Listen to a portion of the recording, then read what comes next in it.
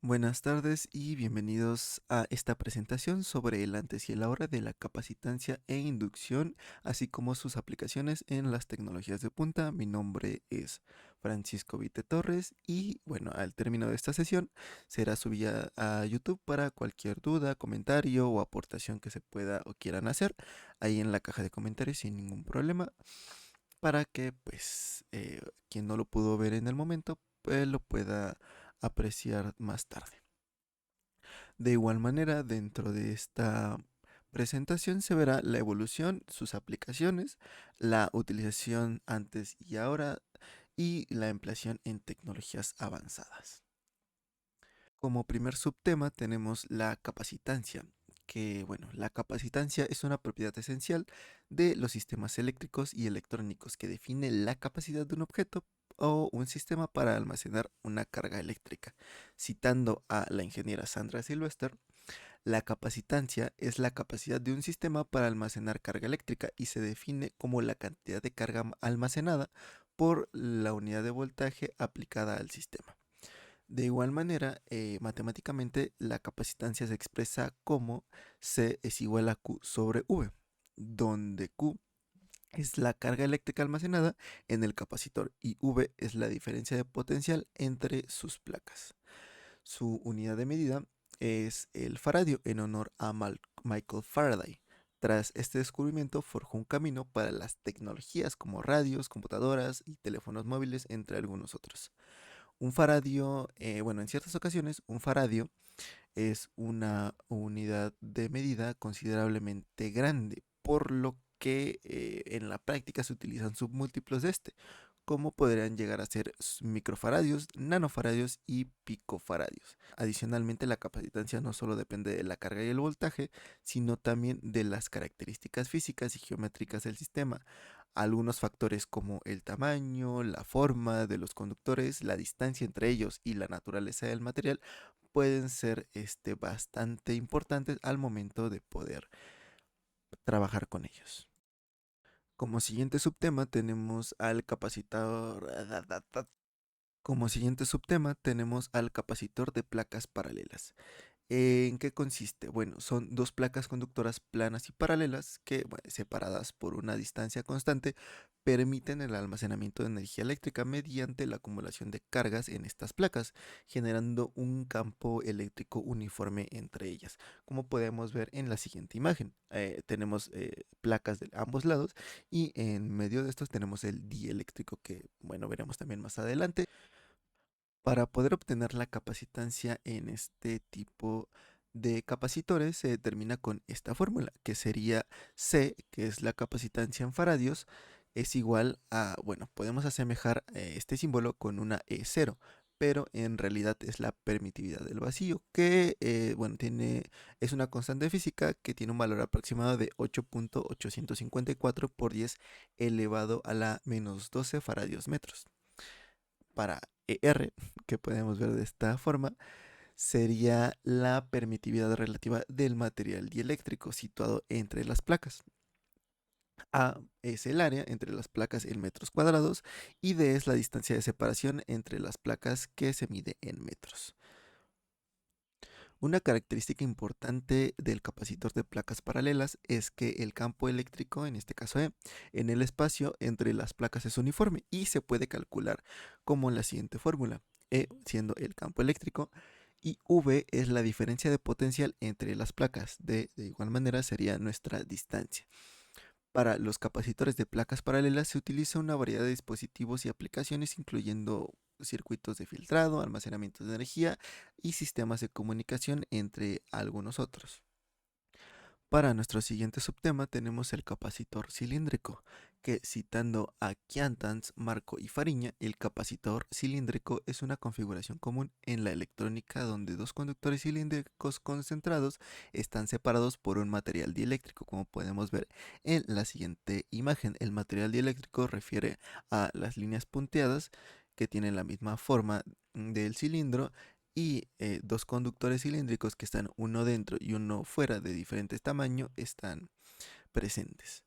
Para este caso, la capacitancia de un capacitor cilíndrico se calcula utilizando la siguiente fórmula, donde C es la capacitancia en faradios, E0, o en este caso la permitividad del vacío, R, que es la permitividad relativa del material dieléctrico entre los cilindros, que bueno, más adelante veremos cómo poder obtenerla, L, que es la longitud de los cilindros en metros, y de igual manera A y B, que son los radios internos y externos del cilindro respectivamente y que se calculan en metros, o bueno, se usan en metros.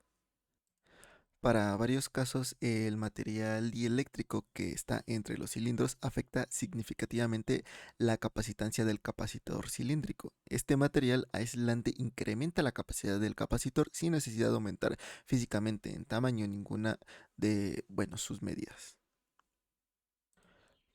Para poder obtener la energía almacenada de este capacitor es necesario utilizar esta fórmula. Bueno, ya pudimos observar E, que es la energía almacenada, 1 sobre 2, C, que es la capacitancia, y V, que en este caso es la diferencia de potencial aplicada entre los cilindros. Como una pequeña nota, los capacitores cilíndricos jugaron un papel importante en la transmisión de mensajes. En 1858, cuando el primer cable telegráfico submarino conectó a Europa y América, lo que hizo es que se mejoró la señal y convirtió un mensaje que tal vez tardaba semanas en comunicarse en algo casi instantáneo. Otro de nuestros subtemas son los dieléctricos, que de acuerdo a Fernández Rojas, los dieléctricos son materiales no conductores que se colocan entre las placas de un capacitor para aumentar su capacitancia. ¿Por qué esto aumenta su capacitancia? Bueno, esto se debe a que los dieléctricos reducen el campo eléctrico efectivo dentro del capacitor y permiten almacenar más carga para una misma diferencia de potencial. Para estos existen diversos tipos de materiales dieléctricos que entre los más comunes se pueden observar la cerámica, que ofrece una alta constante dieléctrica y son utilizados en capacitores multicapa, los plásticos, que son materiales como el polietileno y el polipropileno, que son más comunes en capacitores de película debido a su baja pérdida y alta resistencia, el vidrio, que se usa en aplicaciones que requieren de una alta estabilidad térmica y mecánica, y de igual forma la mica, que bueno, es conocida por su alta precisión y estabilidad y se utiliza en capacitores de alta frecuencia. La mica, bueno, son materiales que pertenecen a un grupo numeroso de silicatos de alumina, hierro, calcio, magnesio y minerales alcalinos y se caracterizan por su fácil exfoliación y en delgadas láminas flexibles para una mejor aplicación y tratamiento, y son elásticas y muy brillantes dentro del subgrupo de los fosilicatos. En este caso, la permitividad relativa se refiere a cuánto aumenta la capacitancia del capacitor en comparación al vacío.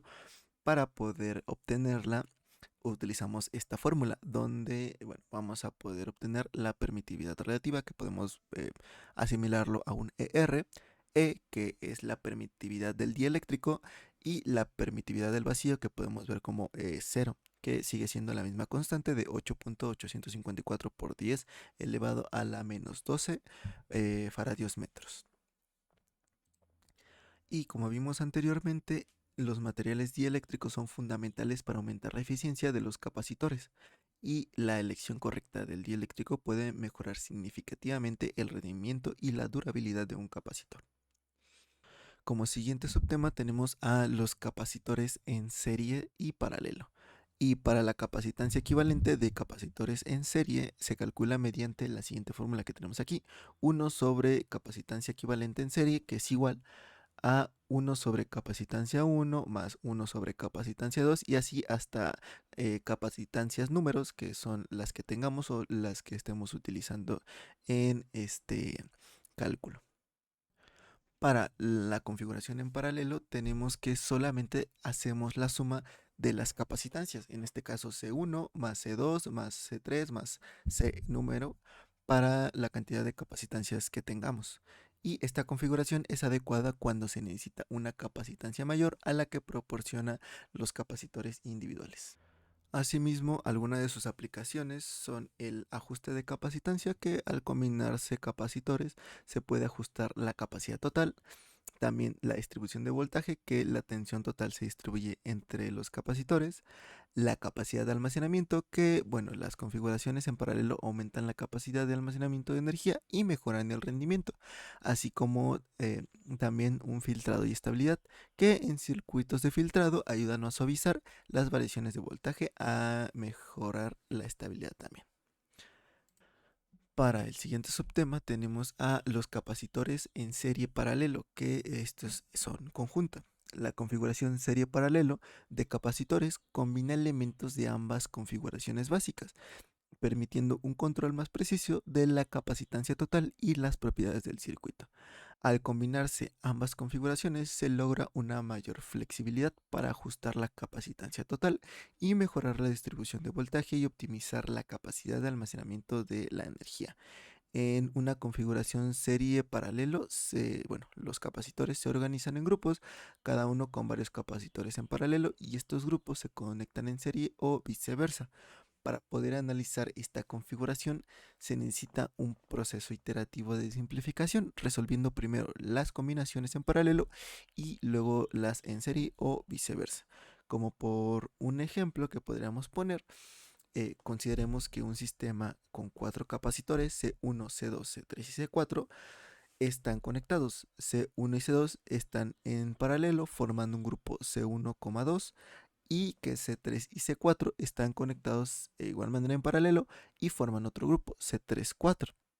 Estos dos grupos C1,2 y C3,4 están luego conectados en serie, como podemos observar aquí, y para poder obtener la capacitancia en paralelo se hace de esta manera. Para C1,2 solamente se suman los capacitores que están en este sector, y para C3 y C4 se hace de la misma manera, sumando C3 y C4 para obtener C3,4.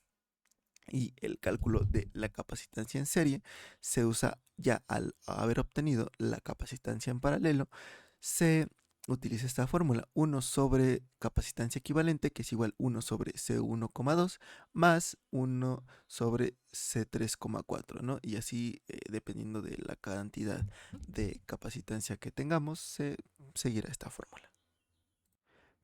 También alguna de sus funciones o aplicaciones puede ser la optimización de capacitancia, que en esta configuración permite ajustar con precisión la capacitancia total del circuito, también como la gestión de voltaje y corriente, que al distribuir el voltaje y la corriente de manera efectiva ayuda a proteger a los capacitadores individuales de sobrecargas y mejorar la durabilidad del sistema.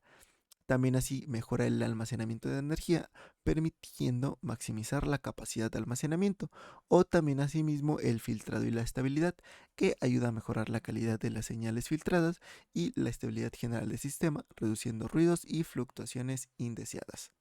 Al tener esta configuración serie paralelo, es importante considerar varios factores, como las tolerancias de los capacitores individuales, las diferencias de sus características eléctricas y térmicas, así como la compatibilidad de los materiales dieléctricos utilizados, y además es esencial realizar un análisis detallado del circuito para garantizar que la configuración seleccionada cumpla con todos los requisitos y rendimientos, asimismo su fiabilidad en el sistema. Para nuestro siguiente subtema tenemos a la energía almacenada en un capacitor. Esta energía se almacena en el campo eléctrico creado entre las placas del capacitor cuando se aplica una diferencia de potencial. Para calcular la energía almacenada en un capacitor se utiliza la siguiente fórmula que podemos ver aquí, que bueno, en este caso E es la energía en julios, C es la capacitancia del capacitor en faradios y V es la diferencia de potencial o voltaje aplicado en voltios. De igual manera, esta relación muestra que la energía almacenada es directamente proporcional a la capacitancia y al cuadrado del voltaje aplicado. Un punto importante, que es la capacidad del capacitor para aumentar la energía, depende del área de las placas, la distancia entre ellas y la naturaleza del dieléctrico que se utiliza en las placas correspondientes. Algunas de sus aplicaciones prácticas son en sistemas de energía de reserva, como en dispositivos de cámaras fotográficas o desfibriladores. Otro sería filtros y reguladores de voltaje, también así como almacenamiento de energía en sistemas de energías renovables como paneles solares y las turbinas eólicas. o también en dispositivos electrónicos portátiles que proporcionan energía a corto plazo en dispositivos portátiles. También como siguiente subtema tenemos la inducción electromagnética, que es una propiedad fundamental en los circuitos eléctricos y magnéticos, que refleja la capacidad de un conductor para generar una fuerza electromotriz debido a un cambio en la corriente que fluye a través de él. Este principio fue descubierto por Michael Faraday y Joseph Henry en el siglo XIX y ha dado lugar a una amplia gama de aplicaciones tecnológicas desde generadores y transformadores hasta motores eléctricos y dispositivos de almacenamiento de energía. Matemáticamente, la inductancia se define como la relación entre la fuerza electromotriz inducida y la tasa de cambio de la corriente. Aquí podemos observar la fórmula como tenemos inductancia, los cambios de tasa de cambio de corriente que podemos ver como dI y dt. Y de igual manera la unidad de inductancia es el Henry en honor a Joseph Henry. También por su parte los enlaces de flujo se describen como las líneas de campo magnético que interactúan con los conductores en un circuito. Se cuantifican mediante el flujo magnético, que aquí podemos ver su fórmula, que es la integral del campo magnético. Aquí podemos ver. Y esta está sobre un área, que podría ser la fórmula para los enlaces de flujo. También en el contexto de la inductancia, el enlace de flujo total, que podemos ver aquí su fórmula y podemos ver representado como una especie de A, en un inductor es el producto de números de vueltas del conductor, que podemos ver aquí, y el flujo magnético a través de cada vuelta. Corresponde al enlace de flujo total, que este concepto es crucial para entender cómo se genera la inductancia y cómo se almacena y manipulan los campos magnéticos en dispositivos electrónicos. También podemos ver la energía almacenada en un campo magnético, que es una función importante en la física de los inductores. Esta energía W, que podemos ver aquí su fórmula, se puede expresar en términos de la inductancia L y la corriente I a través del conductor, que aquí está su respectiva fórmula. Como último, podemos ver a la inductancia mutua, que es un fenómeno que ocurre cuando dos circuitos están cercanos entre sí y el campo magnético generado por la corriente en uno de los circuitos induce una fuerza electromotriz en el otro circuito. La inductancia mutua, que en este caso se podría representar con la M, se define como la siguiente fórmula, donde, esta especie, o podemos ver una representación como una E2, es la fuerza electromotriz inducida en el segundo circuito, y de I1 y dt es la tasa de cambio de la corriente en el primer circuito. De igual manera, un componente básico que exhibe la inductancia es el inductor. La magnitud de inductancia de un componente depende de un factor como el número de vueltas de la bobina, el área de la sección transversal de la bobina y el tipo de material alrededor del cual se enrolla el alambre. Como un pequeño paréntesis, un componente básico que exhibe inductancia es el inductor, que generalmente consiste en una bobina de alambre enrollado, y cuando la corriente a través del inductor cambia, el campo magnético alrededor de la bobina también cambia, induciendo una fuerza electromotriz que se opone a la variación de corriente.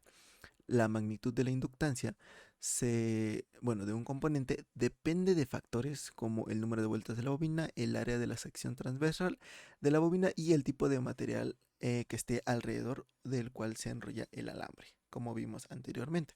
Además de su papel en los dispositivos electrónicos, la inductancia también es crucial en la transmisión y distribución de energía eléctrica. No solo ayuda a diseñar y optimizar componentes y sistemas eléctricos, sino que también es fundamental para avanzar en tecnologías emergentes como la energía renovable y vehículos eléctricos. Otro de nuestros temas son los enlaces de flujo, que son un concepto esencial en el estudio de la inducción electromagnética, que describe cómo las líneas de campo magnético interactúan con un conductor, como podemos ver en la siguiente imagen. Aquí siendo I la corriente inducida y B la representación de los enlaces de flujo.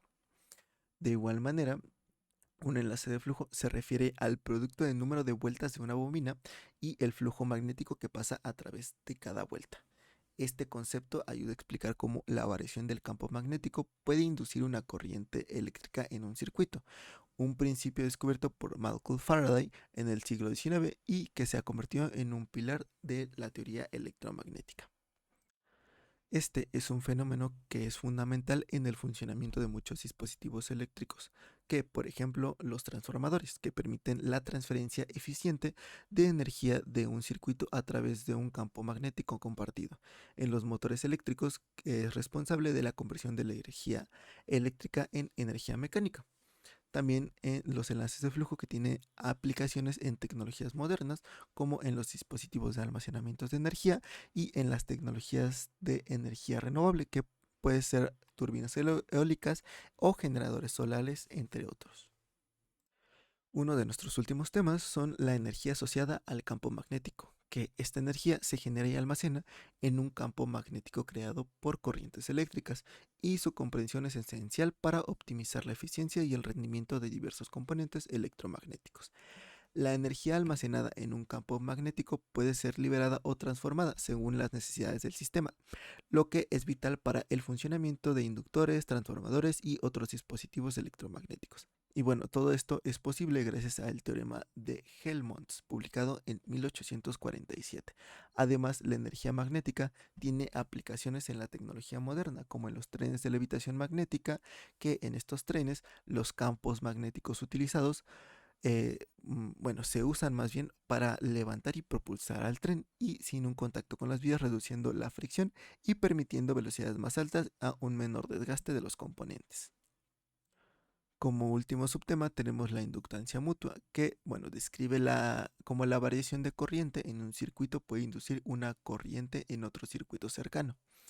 Con fundamentos en Pérez Baluja, Torres Breff y Pérez Hermoso, la inductancia mutua se refiere a la capacidad de un cambio en la corriente en un circuito para inducir una fuerza electromotriz en un segundo circuito cercano, como podemos ver en esta imagen, que bueno, aquí las líneas de corriente 1 afectan a las líneas de corriente 2. Lo que pasa aquí es que cuando una corriente variable pasa a través de un conductor, genera un campo magnético que varía con el tiempo. Si otro conductor está lo suficientemente cerca de este campo magnético variable, se inducirá una fuerza electromotriz en este segundo conductor, debido a la ley de Faraday de la inducción electromagnética. El concepto de la inductancia mutua es crucial en el diseño y funcionamiento de los transformadores, motores y generadores eléctricos, circuitos de comunicación, como también de radiofrecuencia, cargadores inalámbricos para teléfonos móviles y otros dispositivos electrónicos. Y así, de esa manera, llegamos a la final de esta presentación, y agradezco mucho su presencia y su atención para poder entender de una mejor forma la capacitancia e inducción electromagnética, esperando que haya sido de su agrado. Y de igual manera, cualquier duda o comentario pueden utilizar los comentarios del video para realizar su aporte. Sin nada más que aportar, les agradezco mucho y hasta una próxima vez.